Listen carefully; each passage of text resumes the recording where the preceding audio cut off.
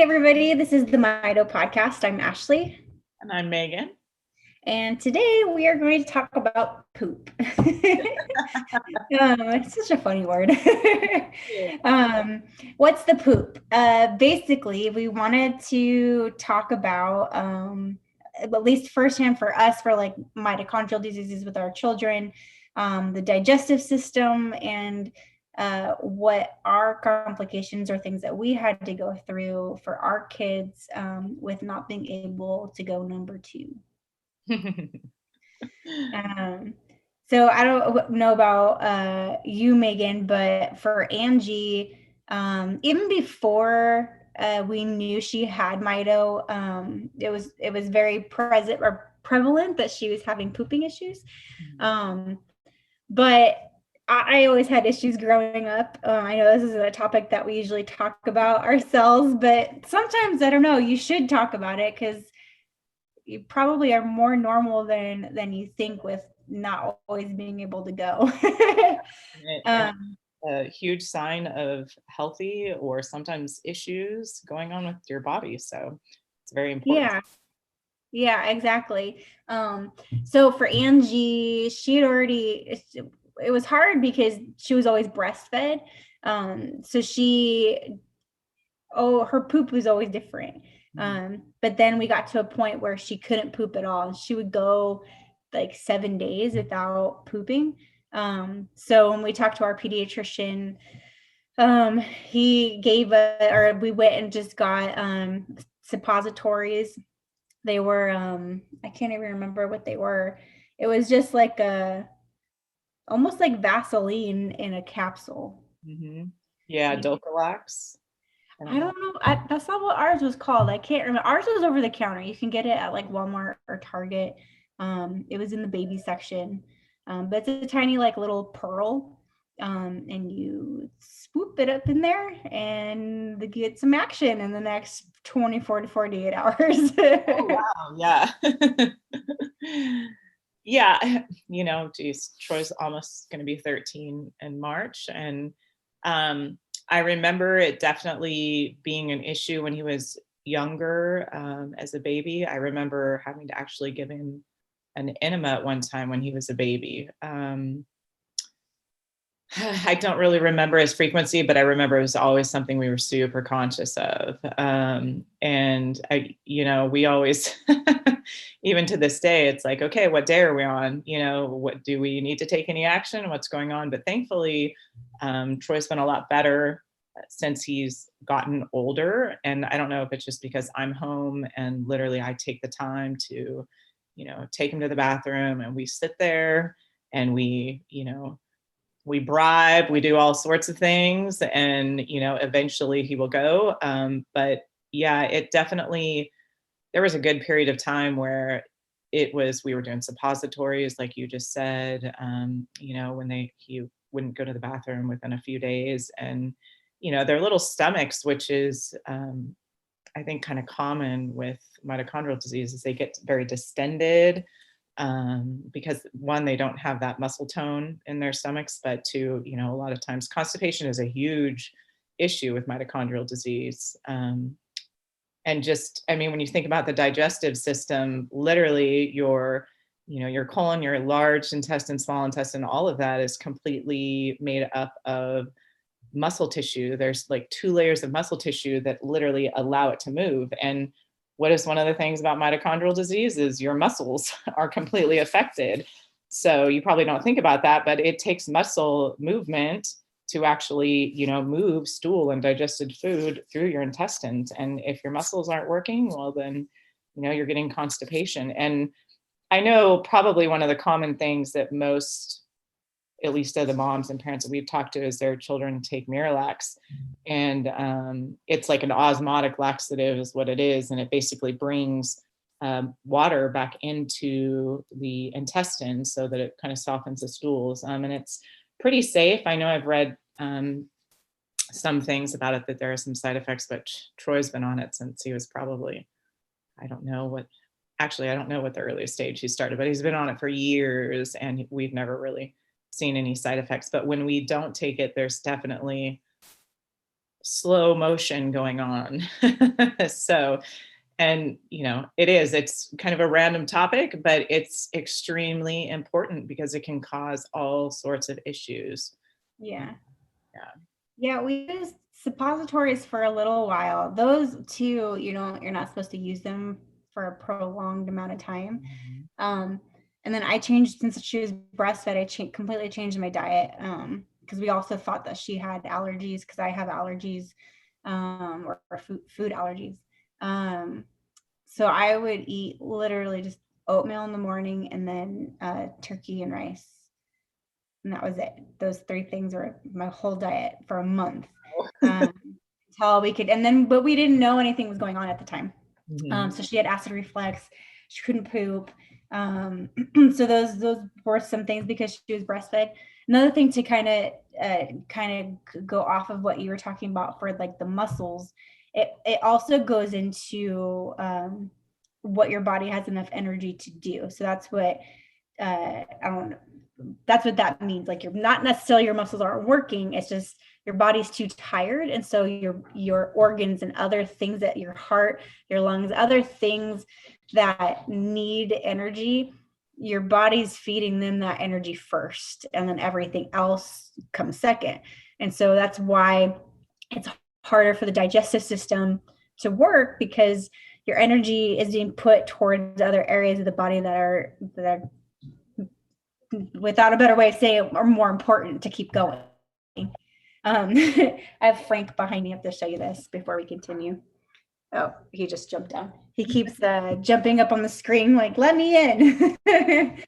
um, but we used Miralax for a little while too. So it got better for her too. Once we cleaned up my diet, and I was able to eat more later on, but she didn't have that as many problems, but we would have Miralax just in case. And then I have a funny poop story for you. So we, for Christmas, in 2018, we went out to Arizona to see my family, and we just bought Angie a brand new car seat. It was oh, I can't remember the name of it. Oh, it's gonna bug me. I can see it in my head.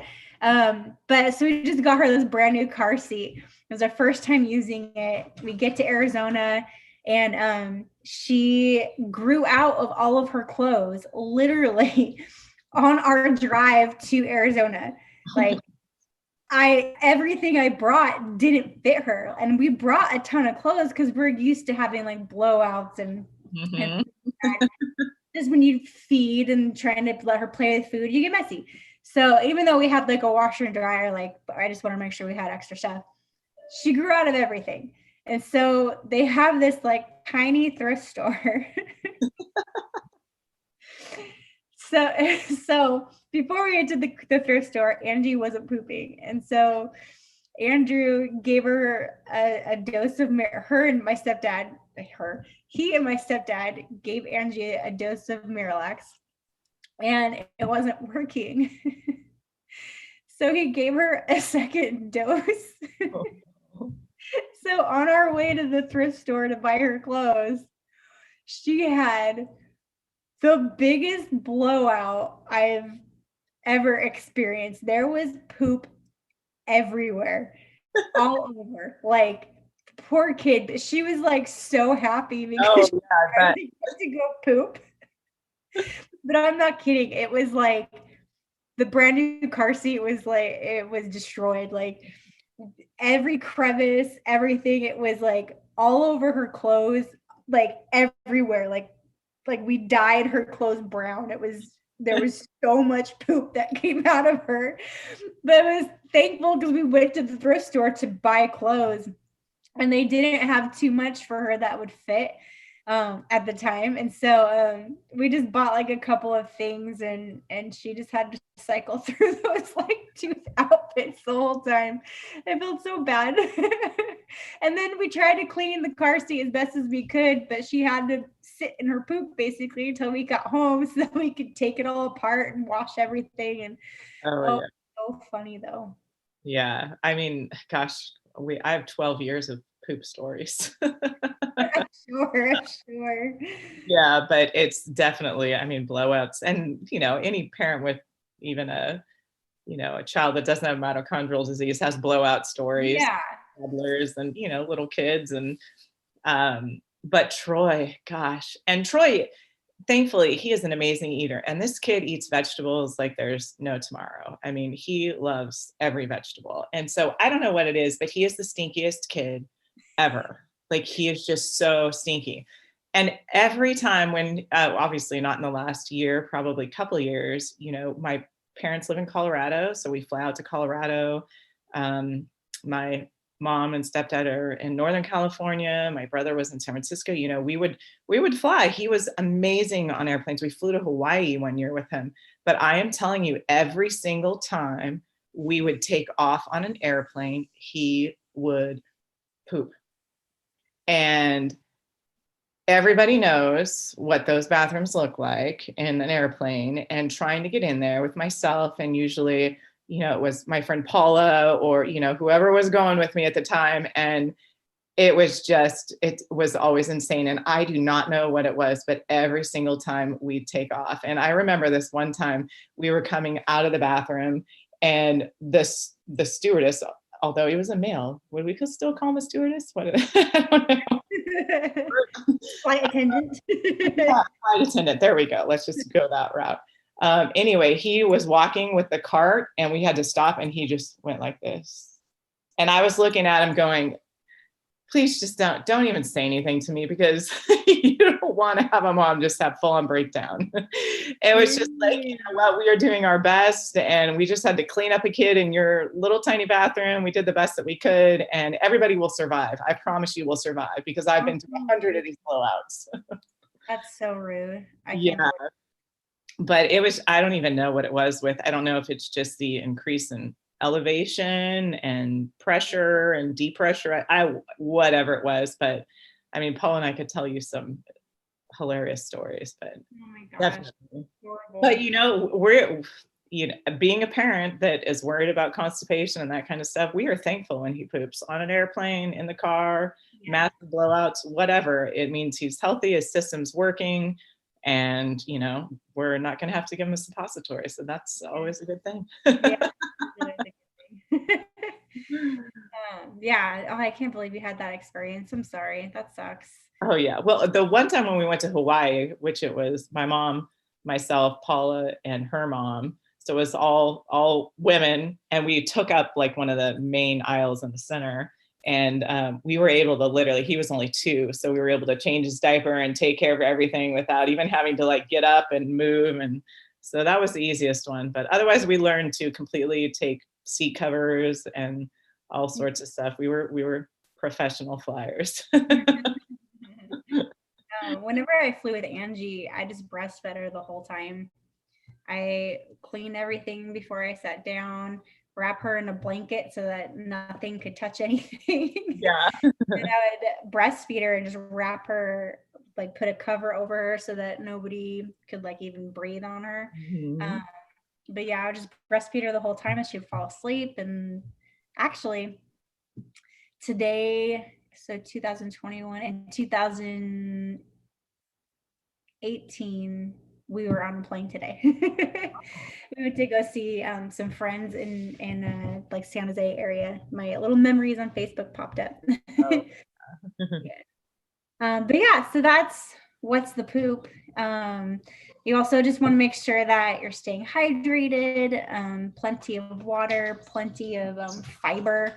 And that can be hard with a Mito kid, especially if they have any sensory issues with eating. Angie wouldn't eat anything by mouth, so other than breastfeeding, that was the only thing that she would take. We would play with food, and then she would try things, but we would never know if she was swallowing. So breastfeeding was all she had. So yeah, we just had to make sure she was always hydrated and was always eating, and the suppositories or Miralax, and yeah.